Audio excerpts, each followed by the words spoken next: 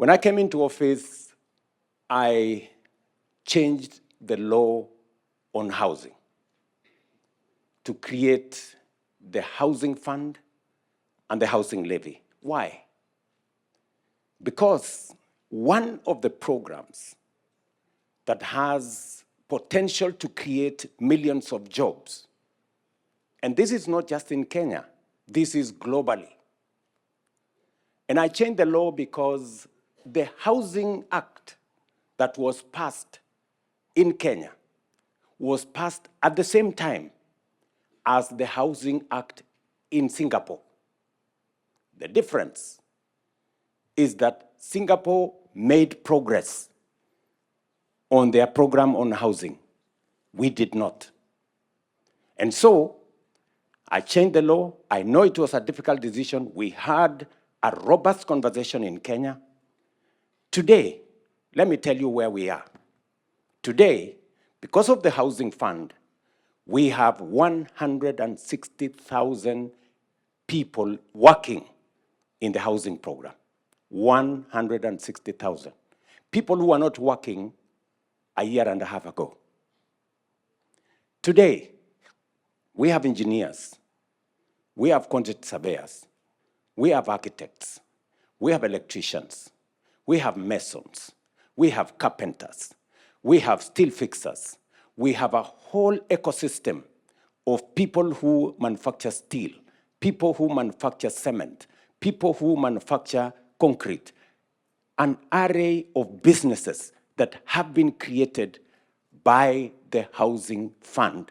We are building at the moment 103,000 housing units, including the ones I launched yesterday in Matuga. I launched the first phase in Matuga yesterday. I will be back here in Mombasa to launch the first 2,000 housing units in Nyali. There are programs that we have already, programs across Kenya, in 43 counties across Kenya that are undergoing this program, so that we not only create jobs, but we also create opportunities for business, and we also deal with the challenge of informal settlements and create living conditions for Kenya in decent estates, in decent areas across Kenya. I will give you a challenge. If you go to Mukuru, one of our largest informal settlements in Kenya, we are today building 14,000 units.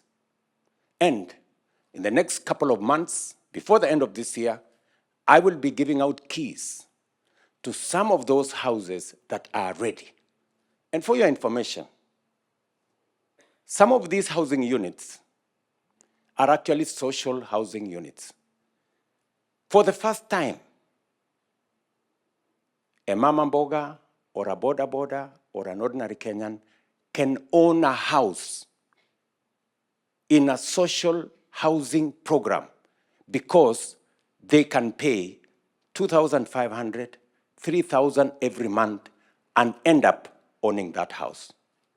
There will be other Kenyans who will be owning other units, 1 bedroom, 2 bedroom, single units, 3 bedroom, and different categories. We are also using that housing program to make sure that we reduce on the cost of mortgage. Now, a teacher, for example, can have a mortgage at 9%. Today, if you go to the mortgage market, you will pay not less than 20%.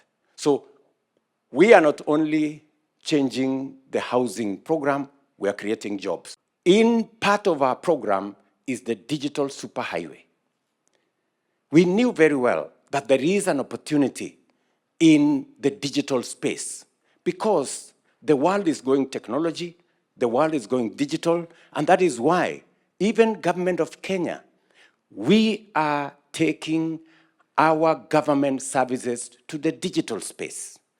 When I came into office, only 320 government services were available online.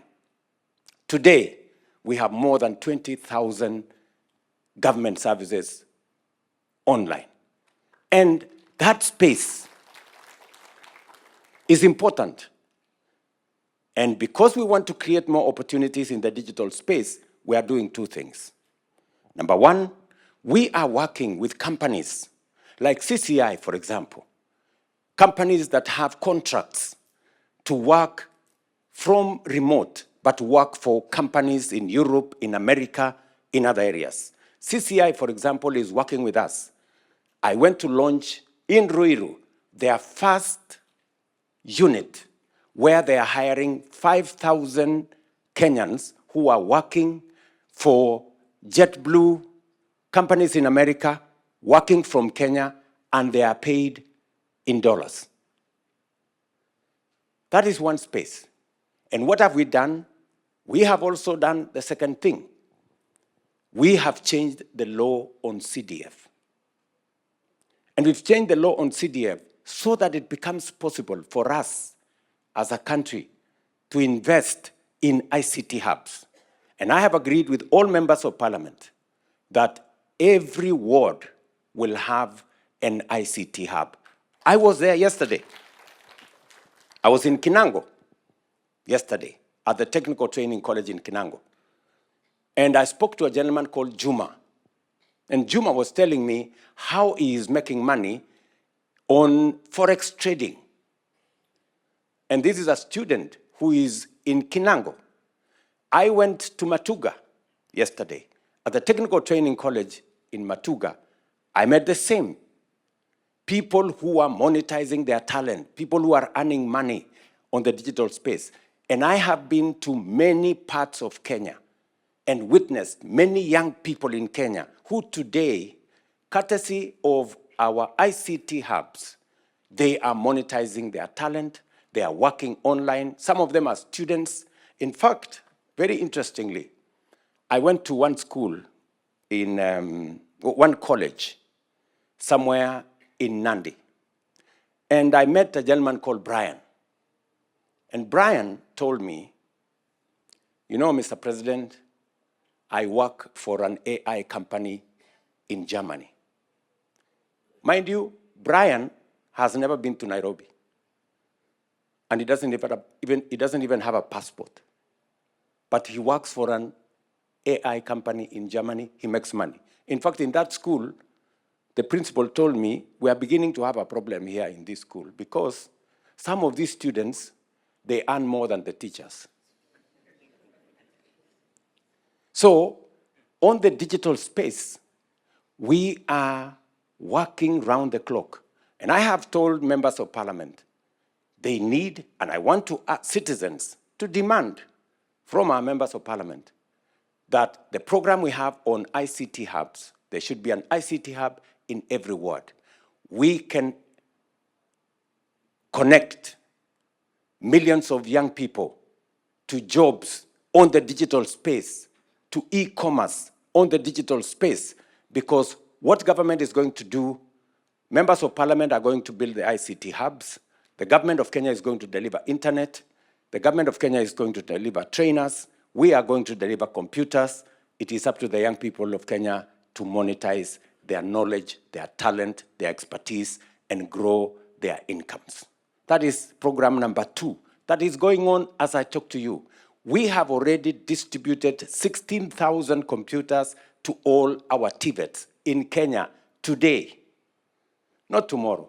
And there are 120,000, mark that number, 120,000 young people in our TVETs who today are earning on the digital platform because of our training and because of what we have done in that digital space. I have changed the management of NEA, National Employment Authority, so that we can tap into opportunities to work outside Kenya. What are we doing in that space? I have negotiated many opportunities. Many people have been asking me, Mr. President, why are you traveling? Yeah? And I want to use this opportunity to answer them. I have been traveling to make sure that I connect Kenyans to jobs, both in country and outside country. We are signing 19 bilateral labor agreements with different countries. In fact, we just concluded one with Germany. So that what happens? So that some of our talented young people, because this is what other countries like Philippines have done. When you have good quality labor, you can use it to drive our economy. In fact, remittances from Kenyans, very hardworking Kenyans outside Kenya, is all the way to about $4 billion. So that is a space we want to use because Kenyans have good education, they speak good English, they are self-motivated, they need less supervision. Any company anywhere in the world will want to hire a Kenyan. And therefore, we must use it because it is the asset that we have. And that is what I have been doing to try and connect Kenyans to jobs outside Kenya. I said today, for example, that those opportunities are available. In fact, if you go to the Ministry of Labor website, there are approximately 400,000 jobs as I talk to you today. Different types of jobs. We must begin to manufacture things, products that can be manufactured in Kenya instead of importing everything from everywhere. There was a time we were importing toothpicks, imagine. Yeah? And there are people who want to tell us we must continue importing things and products. I made a decision that anything that we have the manufacturing capacity in Kenya, any product that we have manufacturing capacity in Kenya, we must begin to apply duty so that we stop products from other countries and build our own manufacturing capacity, hire our own young people, use our own raw materials, build our own wealth. And let me give you an example. Last year, we imposed duty on steel billets, on cement, on clinker, and on furniture. There was a bit of noise last year because I put down my foot and I said, look, if we have manufacturing capacity in Kenya, somebody explain to me why we continue to import these products.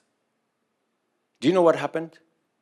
Because we put duty on those products, steel, for example, steel billets, 11 companies that had closed down because we had opened the door for importing of steel billets. 11 companies today, hiring 16,000 Kenyans, have opened. And they're now hiring Kenyans and producing steel billets locally in Kenya. You know what's interesting? The same people who were complaining last year, I met them this year. And they told me, Mr. President, you see, that duty you imposed on that product last year.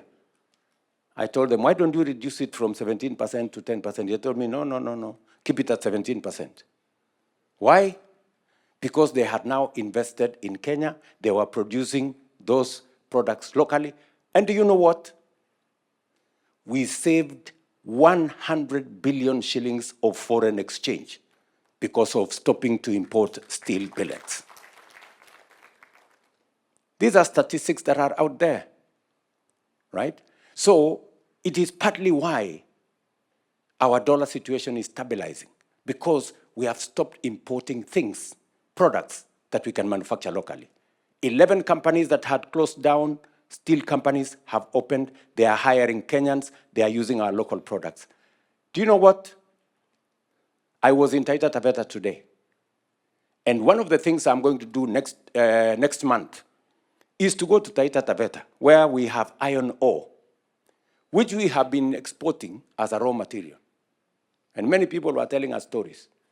Now, the same companies who were complaining to me last year, they have said one of them is now going to invest in Taita Taveta iron ore, not to export, but to manufacture steel locally using raw materials from Taita Taveta County, including all the other counties where we have iron ore. That is the difference we make when we make the right decision. So we are building our own local manufacturing capacity.